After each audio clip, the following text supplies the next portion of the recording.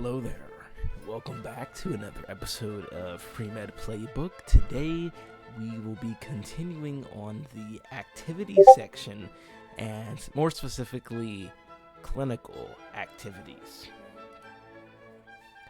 So, in the previous video, I went over non-clinical activities, and with that being the first video talking about activities, I went over how to write your descriptions, and I went over these 3 points here in a lot more detail, but I will touch these three again very briefly.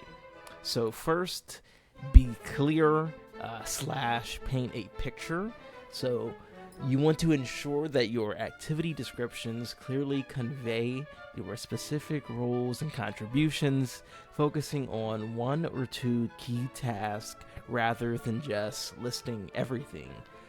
Precise and vivid details make your experiences stand out, and these help the ACCOMAS remember you as a unique candidate rather than just another applicant with similar experience. Secondly, you want to highlight yourself. This is all about you, and your descriptions should emphasize your individual impact rather than just listing general responsibilities. And you want to reflect on how your actions contributed to the role and what you learned, and that makes your application more personal and compelling, and it demonstrates genuine engagement rather than just fulfilling a requirement. Lastly, with your descriptions, you want to tell a story when possible and give examples. So storytelling can really bring your experiences to life and make them more memorable and meaningful to admission committees. My apologies. By sharing a specific moment that highlights your impact, you help readers visualize your contributions and understand the depth of your involvement. Once again, I go into a lot more detail about these three topics in the previous video. So, moving on to the clinical experience, these are two ideas that I want you to keep in mind. First is focus on your behavior, not just your role. So ADCOMs aren't, necessarily evaluating your medical expertise. They want to understand how you function in a clinical setting. So whether you're an EMT, a medical assistant, a clerk in the front office, what matters is how you interact with patients, with people, how you handle challenges and contribute to the healthcare team and environment. And you're going to learn how to practice, medicine in medical school. So you don't want to be filling your activities with medical jargon, trying to come off as super prepared or knowledgeable, just because you performed, XYZ task. The ability to speak does not make you intelligent. Whether you learned how to insert an IV as a junior in college or in your second year of med school, you're going to learn how to do that, as a medical student. You're going to come out of med school, all doctors are going to know how to do that regardless of when you initially learn how to do it. However, bedside manner, telling bad news to a patient, handling ethical or emotional dilemmas, those are qualities of being a physician that won't or can't be fully taught in medical school. You learn how those situations, you learn how to handle those situations often through experience. And if you have had that kind of experience, it's much more beneficial to write about that on your application, than talking about XYZ task or how you know how to take a patient history, for example. Those are great things to know, and they will help you on your application, but the specific task you perform should not be the only thing discussed in your writing. Secondly, is be authentic. So you can think of this as authenticity over impressiveness. Don't write what you think the AdCom wants to hear. Write what truly impacted you. A meaningful moment, even simple as changing a band-aid, can be far more compelling than a complex surgery you observed, but can't genuinely articulate, why that surgery moved you. So just want to be genuine in your writing and sharing those stories that are really meaningful to you, because those would be the ones that you can best articulate. So now, let's review some of the clinical activities that were on my primary app. I'm not going to go over all of these. I think last video was super long, so I'm going to try to go a little bit faster, and I think I've prepared 3. So this is the first one. This is me being a BT, a behavior technician. It's listed as a behavior therapist here, though. You can feel free to pause right here and read it, or I'm going to show it again on the next slide, but it's going to have some highlighted sections, and you can pause right here and read it as well. So I had this is the same highlighting that I did last video, but just to reiterate, if it's highlighted in purple, this is more so in line with being clear, painting a picture for the reader to visualize and really understand what I'm doing. Things highlighted in yellow is me, highlighting myself, the things I've learned or contributed in the situation. In blue is when I'm telling a story or giving an example, and that is just these right here. So, I want to start by saying that I believe the most used title for this actual role is a technician. So I don't know why I put therapist on the AMCAS application. I think I used the word technician on my secondaries and when I'm talking in interviews, but I guess it didn't matter too much. But do try to be as accurate as possible when it comes to, your titles. So in this first sentence here in purple, it's kind of separated from the rest of the story here. I described the role to the AdCom very briefly. So I'm not going to assume that the AdCom knows what a behavior tech is. So I give a general overview, and then I add more context to that at the end of my first sentence, which is desired outcomes, and then I'm about to talk a little bit more about what those desired outcomes look like.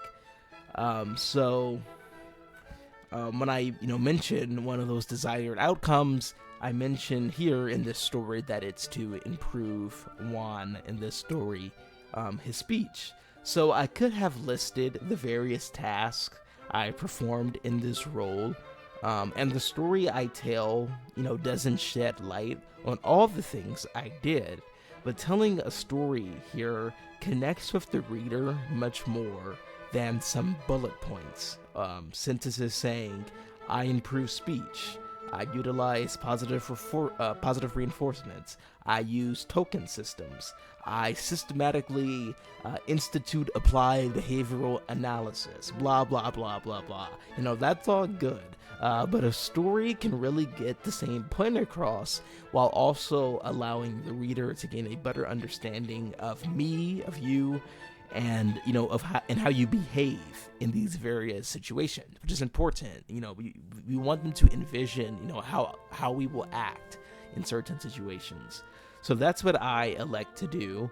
I talk about this young boy who I'm trying to improve communication with, and I can't really tell if it's working. Just to read one line here, I say, I initially struggled handling him, unsure if he could speak, if he knew what I was saying, and I began to think it was a lost cause. So I'm also, letting the reader get an understanding of what it is, I'm thinking in these situations. So these activities should always connect back to us. How did we grow? How did this experience make us feel?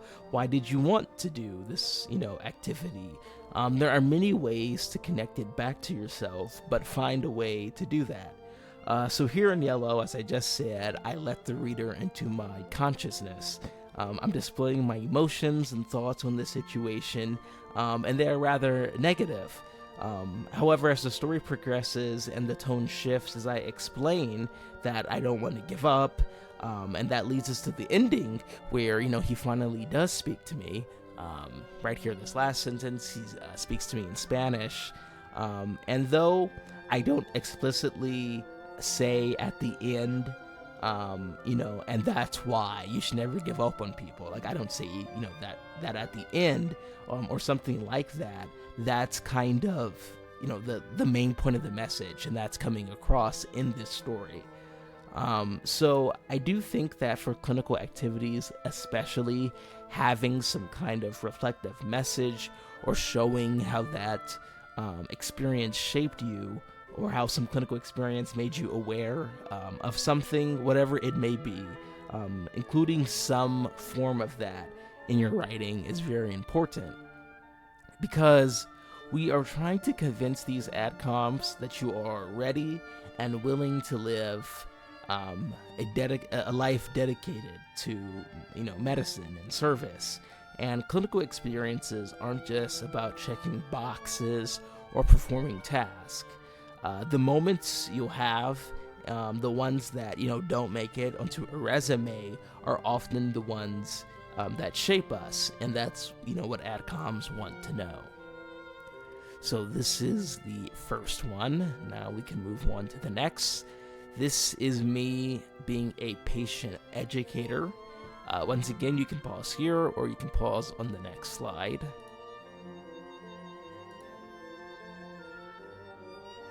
Okay, so here we go. Once again, it's highlighted using the same format as the previous one. So, just like in my behavior tech activity, I give a very concise definition of what this role is, and that's kind of separated from the rest of this story. Because, once again, I do not expect the ADCOM to know what a patient educator is. I said in my previous video, for activities that are very well known, like for example, you were a waiter, or you worked as a chef or something, like everybody knows what that is, so you don't need to give that kind of definition. But for more obscure or things that are unique to perhaps your school, something like that, you should always explain at least briefly what that is, so that ADCOM isn't guessing. So I give that concise description of me being a patient educator, and I like to do it this way because I just don't really want to use tons of characters just explaining what this role is. I want to focus more about the story, and I find personally the stories to inherently explain my role. So that's how I elected to go about really explaining what I do as a patient educator. So with that, I introduce another story, and just like the behavior technician essay, I give more context to my role as the story progresses. So in the previous video, I mentioned the importance of quantifying descriptions when you can, always using, precise numbers, because it can add some extra depth to your writing. So here in this sentence, I say the patient, Mr. Lee, had sciatica, and I had 7 minutes to prepare. By using 7 minutes, I'm hinting that I don't have much time to prepare before meeting the patient. I could have said I had little time to prepare, but the reader truly doesn't know, what that means. For them, a little bit of time might be 15 minutes, which would be even more than what I had. So I'm being more clear here because this serves to add, extra weight for the next 2 lines. So I mentioned that this is my first time hearing about the illness, sciatica, and that I talked to the doctor, and now the reader knows that all of this has happened in the span of 7 minutes. I wasn't going for this, but perhaps the reader now thinks that I can handle a fast-paced environment. pretty well, because they're like, oh, he's used to this kind of thing. I wasn't really trying to get that point across, but that might be something that the AdCom thought when reading this. I truly don't know, but I open up that possibility by giving these details. So as I continue the story, I'm able to highlight my ability to connect with the patient and learn from them, and then I connect it back to myself. So I talk about how I'm teaching them stretches, and how he also, this person coming from a Vietnamese background, talks to me and teaches me about some of the treatments, that are native to where he's from. So this is, a way to, just really show the connection I have with the patient. It's also a form of highlighting myself. I'm just showing that I'm able to converse with this patient. And, lastly, I ended with, initially anxious about my competence, I was reminded that patient care involves more than just, medical treatments. Meaningful interactions matter. So once again, I have this reflective piece, and, I do think having a reflective piece to really show how your perspective may have changed on something is important. So that's what I chose to go with here. So now, this is the last activity that I'll be going over, and this is shadowing. Once again, you can pause here, or you can pause on the next one. So, with shadowing, I've seen many different suggestions on what to write here. I've seen people say to list the doctors who shadowed, like, oh, this is Dr. Bob, Dr. K, Dr. Kate. And then you just kind of list their specialty. I've seen others talk about, highlighting a particular experience. So, you're just kind of focusing on one. And then I've also seen, an example where it's brief descriptions of each specialty they shadowed. So they would say, I shadowed Dr. X, oncologist, watched him perform X tasks. I shadowed Dr. Murphy, neurosurgeon. I, watched XYZ surgeries. So I've seen different examples of how people can go about writing their shadowing experience. My opinion, it's truly up to you. I don't think there's any particular way that you have to write it, but I chose to go for a brief description of my experience and kind of explain what I learned from shadowing in general. So it's kind of like the culmination of all that into one. So let's look at that. So to begin in yellow, in the first line, I let the AdCom into my thoughts again, and I established that I wasn't expecting to interact with the patient and doctor all that much going into shadowing. And I told the reader this to highlight how my actual experience was very different than what I thought. Once again, we want to be clear in our writing, and I do that here in purple and in blue. In purple, I just simply explain what I did, observing the clinic, the doctor's routines, and then I lead into the blue here by stating that I also gained additional insights. Wanting to be clear, we should explain what those insights were, so I share some examples and a brief story to provide context. So I talk about, the personal feelings of the doctor, and how, for example, this neurologist explained. I'm not gonna read it off of here. I was talking to a neurologist that I was shadowing, and he was talking about the kids with neurological disorders and how many of them die, very young, and the depression and just the mental strain that kind of profession had on him. So I talk about that very briefly here when I say valuable insights, personal feelings. Like, if I had a lot more characters, or perhaps this was a most meaningful experience, which this was not, I could go into a lot more detail, but just quickly or briefly, talking about these experiences when shadowing, I find to be very important because, you're going to see a lot of, oh, I learned, that, patients' interactions are amazing. I learned that, bedside manner is important. It's usually just kind of like, I don't know what the word I'm looking for is, the goody two shoes side of things. And I kind of wanted to show that, look, when shadowing this doctor, like it wasn't all sunshines and rainbows. Like I also, heard and saw like the dark things that come with being a doctor. And I'm not saying that you have to, talk about that stuff as well. But I do think that it's important to be authentic in your writing. Like if you don't want to come off as, just like medicine is perfect, there's nothing wrong with it, like if you've learned something, don't be afraid, to share it. Now, of course, it shouldn't be, just like all negative, but don't be afraid, to talk about some of the more negative things that you've learned or experienced in, these clinical settings. I have become more aware of that due to the interactions I've had with the physicians I shadowed, but I'm still committed to being a physician. You in no way have to go, and do the same style as me, but from what has been seen as a traditionally less important activity, I do think that you can really transform your shadowing experience into something that really showcases, who you are and why you want to be a doctor. So that will wrap up this video.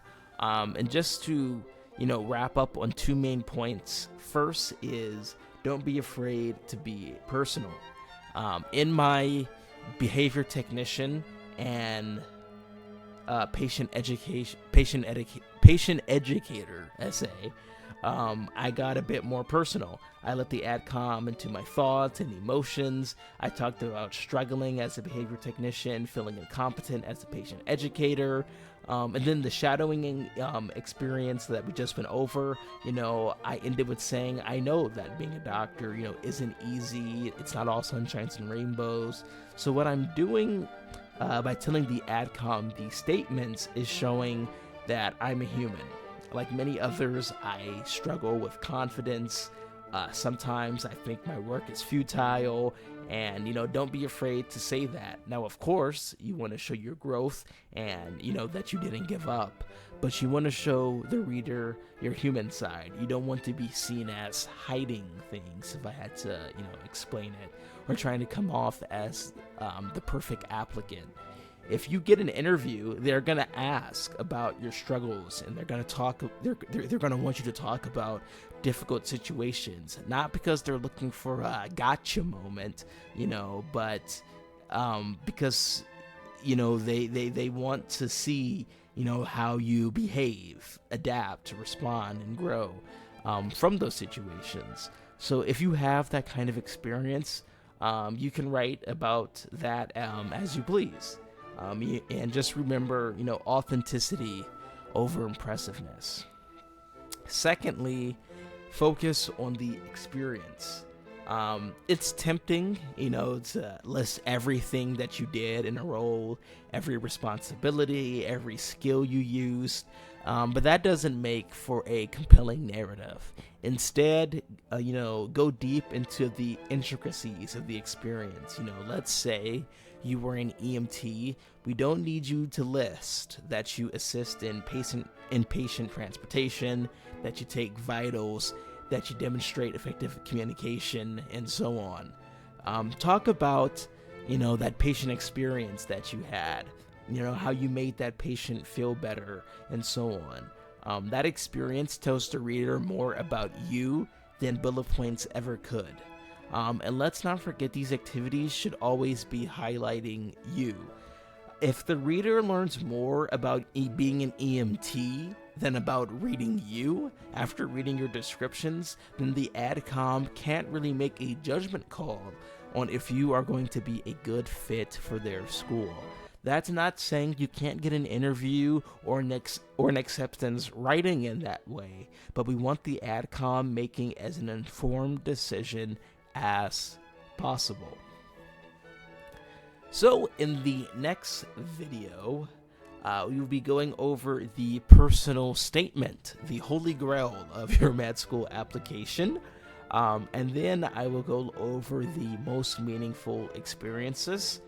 I'm not really sure yet how I'm going to go about making this personal statement video. Perhaps it will be multiple parts. I don't know yet.